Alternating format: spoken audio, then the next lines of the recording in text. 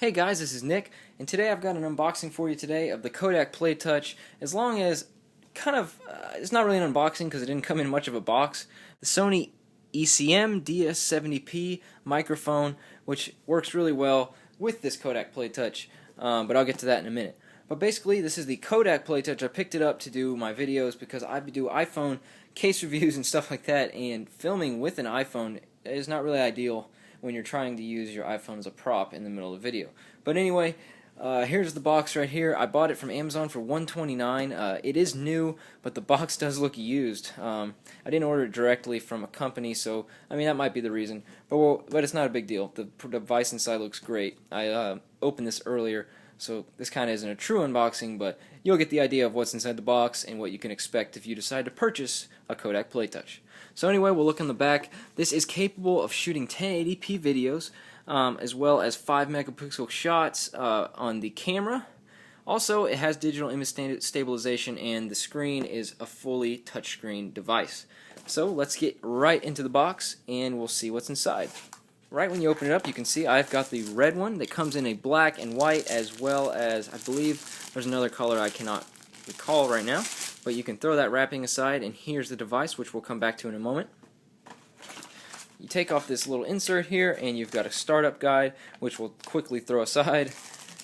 And this is where we get a couple different display output cords. So basically, you've got your HDMI, which allows you to plug in straight into your TV from the device. The device has an HDMI output on it. You can plug straight in, or has a mini HDMI, I should say, right on it, and it'll plug straight into your television to display the videos that you've shot. So that's pretty cool.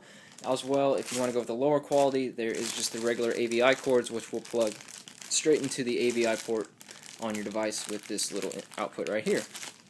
We'll put all of that aside and look at some of the accessories that come with it. It comes with a lanyard. It also comes with a startup guide, pretty extensive startup guide, your different languages and all that. So if you need that, that comes handy. And a little cool thing I like when companies include stuff like this, just a little carrying case. These devices are so expensive. The littlest things really make you feel like they appreciate you. So here's your carrying case. Stick all your accessories or just the camera in there and take it wherever you need to go. And it has a nice feeling to it. So we'll put that aside. That is all that's in the box. So we will throw that over here and get the main show right here, the Kodak PlayTouch. It also comes with the battery, which I have already put inside. I forgot about that. That's in the battery. It comes in a little bag, and you can just plop that in. It's really simple to get this backing off. You just slide it out and then slide it back in. It clicks into place. So let's take a look around the device at the outputs, or I'm sorry, the ports. On this side, we'll start with this. It has a SD card slot, which I upgraded to a 2 gigabyte SD card. Up around the top, you have your power button. And right here you have a little switch that switches in between different video display modes. One is good for close shots like I'm doing now, and one is good when it's back here, so you just kind of got to figure out what you need there. It does not autofocus, so that's one drawback. But the one big thing and reason why I got this device over a lot of the other blog style cameras that shoot in HD is this output right here, or this port right here. It is good for this mic right here. I just picked up this mic. It's the, like I said earlier, the Sony ECM-DS70P. Sorry, I can't seem to remember that. But it's right here. This is not the real version. The real version is almost, I think it's almost $100, maybe closer to $70. But I picked it up. This is the fake one off of eBay. I think it was $15. But I mean, the audio sounds just as good. You'll see in my later videos I'll do some tests and all of the above. So it comes with this little cord right here. So you can extend it a little bit more. You can plug this directly in, or you can have that wind around and have a little more leeway if you wanted to hold this near your mouth or something like that. And like I said, it plugs directly in here, and when you plug it in, it'll have a little prompt that asks you if it's a microphone or a headphone. You push microphone, and you're good to go. As simple as that. Really useful for only $15 on Amazon. I might put a link in the, or on eBay actually. I might put a link in the description if you wanted to pick one of these up. A lot of people I've seen have removed the microphones in here and put in higher quality ones. It's up to your preference, but this does what I want it to do, and it sounds pretty good compared to the actual sound on the device, which is not quite well, it's really not good at all. I'm not going to try to force feed this one down your throat, but it's not the greatest. So I picked this up and it works really well.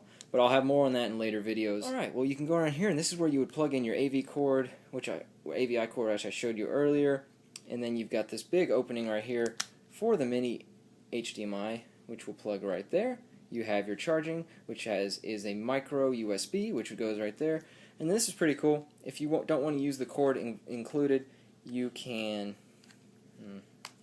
This is hard on camera. Let me see. You push this little lever down.